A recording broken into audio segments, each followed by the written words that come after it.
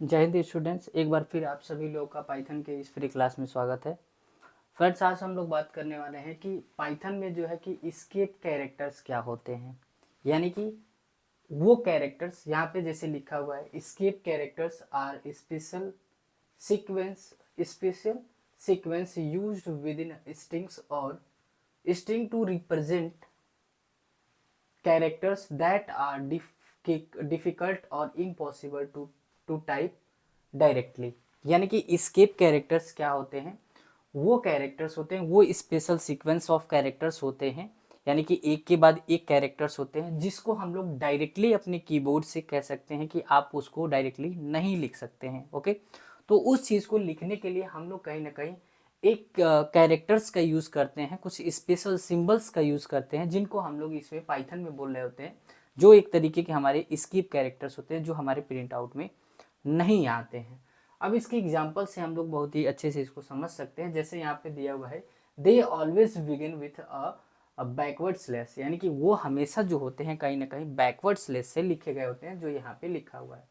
Followed by specific characters, यानी कि अब क्या है, किसके साथ, यानी कि बैकवर्ड स्लैश के साथ, और जो भी स्पेशल कैरेक्टर हमको वहाँ पे इंसर्ट करना है उसके साथ हम लोग यूज़ करते हैं। मीन्स कोई भी हमारा जो भी स्केप कैरेक्टर यूज़ होगा वो बिना स्लैश के साथ नहीं यूज़ हो सकता। यानी कि कहीं ना कहीं उसके पहले, उस कैरेक्टर के पहले हमारा क्या होगा, फॉरवर्ड बैकवर्ड स्लैश होगा, और बैकवर्ड स्लैश के बाद हम लोग उस चीज़ को लिख रहे होंगे। जैसे कि यहाँ पे देखिए, यहाँ पे दिया हुआ है एक जो बैकवर्ड स्लैश एन दिया हुआ है, इसका क्या मतलब है, तो न्यू लाइन।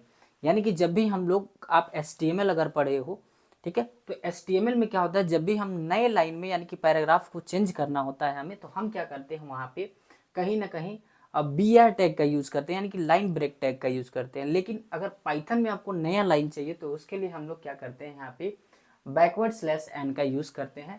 तो यहाँ पे क्या करें, move the cursor to the beginning of the next line, यानी कि नए लाइन के बिगनिंग में क्या हो जाता है, हमारा कर्सर जो है वो शिफ्ट हो जाता है। दूसरी चीज़ क्या है, यहाँ पे दिया हुआ है टैब। अब क्या है कि अगर नॉर्मल आप कहीं भी चीज़ें लिख रहे होते तो आप नॉर्मल स्पेस करते हो, दो वर्ड्स के बीच में नॉर्मली आप स्पेस करते हो। जैसे यहाँ पे देखिए, सभी वर्ड्स के बीच में नॉर्मल कुछ ना कुछ यहाँ पे क्या है कि स्पेस है। लेकिन हमको अगर ज़्यादा स्पेस चाहिए तो उसके लिए हम लोग क्या करते हैं, कीबोर्ड में अगर आप वर्ड चलाते हो MS वर्ड, तो उसमें कीबोर्ड में हम लोग क्या करते हैं, टैब बटन का यूज़ करते हैं, जिससे एक ज़्यादा अमाउंट ऑफ स्पेस हमको दो वर्ड्स के बीच में मिल जाते हैं।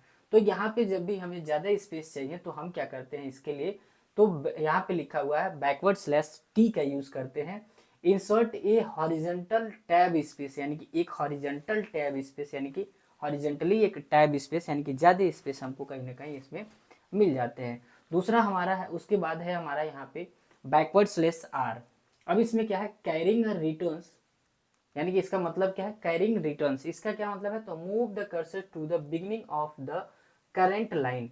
यानी कि अगर किसी लाइन में आप लिख रहे हो, जैसे मैं अगर कर्सर लेके यहाँ पे अगर कुछ लिख रहा हूँ इसके लास्ट में, अगर इसी लाइन के मुझे स्टार्टिंग में कर्सर को लेके जाना है तो इसके लिए बैकवर्ड स्लैश आर का हम लोग यूज करेंगे। ओके, अब यहाँ देखिए, उसके बाद हमारा जो नेक्स्ट है वो है बैकवर्ड स्लैश एफ।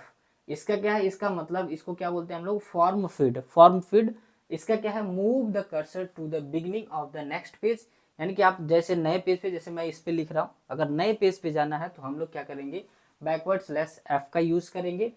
और क्या कर रहा है, या हम कि अगर फॉर्म आप फिल कर रहे हो तो फॉर्म में, अगर फॉर्म अगर आप बना रहे हो, फॉर्म का लेआउट बना रहे हो, तो उसमें क्या है, तो उसमें अगर आपको नेक्स्ट फॉर्म पे यानी कि नेक्स्ट फीड में आपको जाना है, नेक्स्ट लाइन में जाना है, तो उसके लिए हम लोग क्या करेंगे, कहीं ना कहीं यहाँ पे फॉर्म फीड यानी कि बैकवर्ड स्लैश एफ का यूज करते हैं।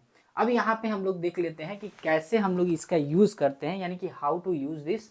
तो यहाँ पे अगर हम बात करें कि इसको कैसे हम लोग यूज करते हैं, हाउ टू यूज, ठीक है, किसको, तो हम लोग फर्स्ट यहाँ पे देख लेते हैं कि जो बैकवर्ड स्लैश एन है हमारा, यानी कि न्यू लाइन है, इसको कैसे हम लोग यूज करते हैं। जैसे कि मैं मान के चलिए कि मैं एग्जाम्पल में आपको यहाँ पे लिख के बता देता हूँ कि आप एग्जाम्पल के रूप में यहाँ पे क्या चीजें देख सकते हैं।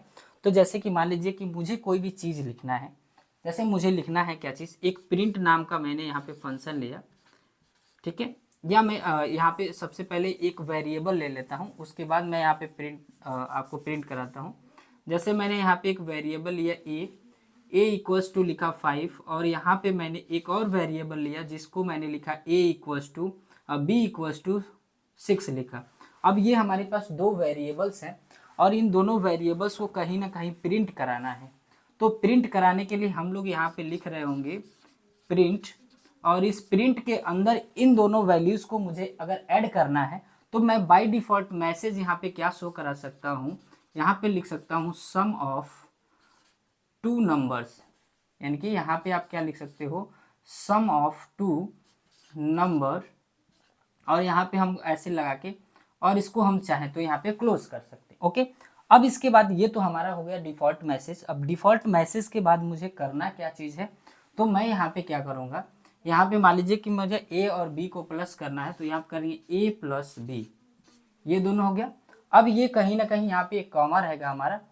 अब ये क्या है कि ये प्रिंट आउट में जो है कि हमारा आउटपुट अगर हम आपसे बोले तो यहाँ पे आउटपुट में क्या दिखाएगा, तो यहाँ देखिए, तो आउटपुट में ये लिखा होगा यहाँ पे सम ऑफ टू नंबर, ठीक है। और यहाँ पे जो इसका सम है वो वहाँ पे आपको दिखा देगा, जैसे 5 और 6 कितना हो जाएगा, तो हमारा 11 यहाँ पे जो कि है इसी लाइन में दिखा देगा। लेकिन अगर मैं चाहता हूँ कि ये जो नंबर यहाँ पे लिखा हुआ है ये मुझे कहाँ दिखाए, तो ये नेक्स्ट लाइन में अगर चाहिए, कहाँ चाहिए मुझे, नेक्स्ट लाइन में चाहिए, तो इसके लिए हम लोग कहीं ना कहीं यहाँ पे यूज करेंगे क्या चीज़, तो यहाँ पे हम लोग यूज करेंगे बैकवर्ड स्लैश एन का यूज करेंगे। ओके, अब देखिए इसको यूज कैसे करना है। यहाँ देखिए, जब यहाँ पे आप प्रिंट फंक्शन को प्रिंट कराओगे, जब यहाँ पे आप लिख रहे हो क्या चीज़, प्रिंट, तो इस प्रिंट के अंदर आप जब यहाँ पे सम ऑफ टू नंबर लिखते हैं आप, जब यहाँ पे, और यहाँ पे ये आपने इसको क्लोज किया, अब यहाँ पे क्या करेंगे, अगर आपको यहाँ पे क्या करना है, नए लाइन चाहिए, तो नए लाइन के लिए आप यहाँ पे कॉमा करोगे और यहाँ पे इन्वर्टेड कॉमा में आप डबल इन्वर्टेड कॉमा में यहाँ पे लिखोगे फिर से backward slash n, double inverted comma को क्लोज करेंगे, फिर कॉमा करके अब हम लोग यहाँ पे क्या करेंगे, यहाँ पे ए प्लस बी यहाँ पे लिख रहे होंगे। ओके, अब यहाँ पे आउटपुट में क्या दिखाएगा, तो यहाँ पे जब आप आउटपुट देखोगे तो यहाँ पे लिखा होगा सम ऑफ टू नंबर, ठीक है। और यहाँ पे क्या है कि जब आपने यहाँ पे बैकवर्ड स्लैश एन का यूज कर लिया तो ये नई लाइन में यानी कि कुछ आपका आउटपुट जो ये 11 है वो यहाँ पे आपको शो करेगा। किसमें, तो यहाँ पे जो हम लोग लिख रहे थे अभी, ये किसके लिए यूज कर रहे थे हम लोग, न्यू लाइन के लिए, किसके लिए यूज कर रहे थे, न्यू लाइन के लिए, ठीक है। तो ये हो गया। ऐसे और भी अगर चीज़ों को मान लीजिए कि और भी चीज़ अगर आपको लिखना है तो इसको और भी चीज़ें आप लोग यहाँ पे यूज़ कर सकते हो। जैसे कि मुझे एक और अगर वैल्यूज यहाँ पे अगर लिखनी होती तो हम यहीं पे कॉमा करके और फिर हम बैकवर्ड स्लैश एन का यूज़ करते, तो वो जो वैल्यू होती वो हमारी नए लाइन में आ जाती, ठीक है। अब इसको देख लेते हैं। अब हम लोग यहाँ पे देखते हैं कि टैब की जो है, जो टैब स्पेस है इसका यूज़ कैसे करना है। ओके, तो यहाँ पे हम लोग यूज़ कर लेते हैं, यहाँ पे हमने यूज़ किया था किसका, बैकवर्ड स्लैश एन का, और यहाँ पे हम लोग यूज़ कर लेते हैं, हम लोग बैकवर्ड स्लैश टी का यूज़ कर लेते हैं। तो यहाँ पे देखते हैं how to use backward slash. अब यहाँ देखिए, अगर मुझे मान लीजिए कि मैं कोई भी सेंटेंस अगर लिखता हूँ तो नॉर्मल हमारा स्पेस होता है, लेकिन मुझे ज़्यादा स्पेस अगर लगानी है किसी भी चीज़ में तो उसके लिए टैब का की का यूज़ करेंगे। एक एग्जाम्पल के तौर पे अगर यहाँ पे अगर देखा जाए तो आप मान लीजिए कि आपने यहाँ पे लिखा प्रिंट, और इस प्रिंट फंक्शन के अंदर आपने लिखा क्या चीज़, हेलो, और उसके बाद आपने क्या किया, इसमें लिख दिया क्या चीज़। अब आपको इसको अपनी डबल इन्वर्टेड कॉमा को क्लोज करके यहाँ पे एक ब्रैकेट क्या लगाएंगे, कॉमा लगाएंगे नीचे, और इसके बाद से अगर मुझे ज़्यादा स्पेस चाहिए, टैब स्पेस चाहिए, तो क्या है, या मैं एक चीज़ मैं आपको नॉर्मल पहले लिख के दिखाता हूँ कि आप हेलो लिख दिए और यहाँ पे लिखे हेलो और यहाँ पे लिखे वर्ड, क्या लिखा आपने, हेलो वर्ड, और इसको क्लोज कर दी। अब ये प्रिंट आउट में क्या आएगा, तो इसका प्रिंट आउट कुछ आपको नॉर्मल यहाँ पे देखने को मिल जाएगा, क्या चीज़, हेलो, और यहाँ पे लिखा होगा वर्ड, ये हेलो वर्ड नॉर्मल आपका चीज़ है। अब देखिए मुझे टैब स्पेस चाहिए, इन दोनों के बीच में मैं चाहता हूँ कि यहाँ पे ज़्यादा स्पेस हो, तो उसके लिए हम लोग क्या करेंगे, यहाँ पे लिखेंगे प्रिंट, और इस प्रिंट फंक्शन के अंदर मैंने लिखा था हेलो, तो हेलो हम ऐसे नॉर्मल लिख देंगे, आपने लिखा, और इसको हम क्या करेंगे फिर क्लोज करेंगे। यहाँ पे कॉमा लगाने के बाद अब हम क्या करेंगे फिर डबल इनवर्टेड कॉमा में बैकवर्ड स्लैश टी का यूज़ करेंगे। इसको क्लोज किया। अब यहाँ पे क्या करेंगे फिर से, अब मुझे क्या लेना है यहाँ पे, तो मुझे लिखना था वर्ड, तो मैं यहाँ पे सिंपली जैसे लिखा था वैसे मैं यहाँ पे वर्ड को प्रिंट कर दूंगा। अब इसको ब्रैकेट को मैंने ऑफ किया, इसका आउटपुट क्या दिखेगा, तो इसकी अगर आउटपुट की बात किया जाए तो आपको कुछ ऐसा दिखेगा हेलो, और वर्ड जो है वो आपको बहुत ज़्यादा स्पेस करके, यानी कि एक टैब के बराबर स्पेस करके आपको कुछ यहाँ पे देखने को मिल जाएगा। ठीक है, तो ये क्यों था, ये किसके लगा, तो यहाँ पे ये था टैब स्पेस। ठीक है, आई होप कि आपको ये समझ में आया होगा। बाकी और ये जो दो कैरेक्टर्स है इसको हम लोग नेक्स्ट वीडियो में कवर कर रहे होंगे, क्योंकि ये हमारा जो वीडियो है वो काफ़ी लॉन्ग हो रहा है। तो आज के लिए इतना ही, मिलते हैं नेक्स्ट वीडियो में, तब तक के लिए जय हिंद जय भारत।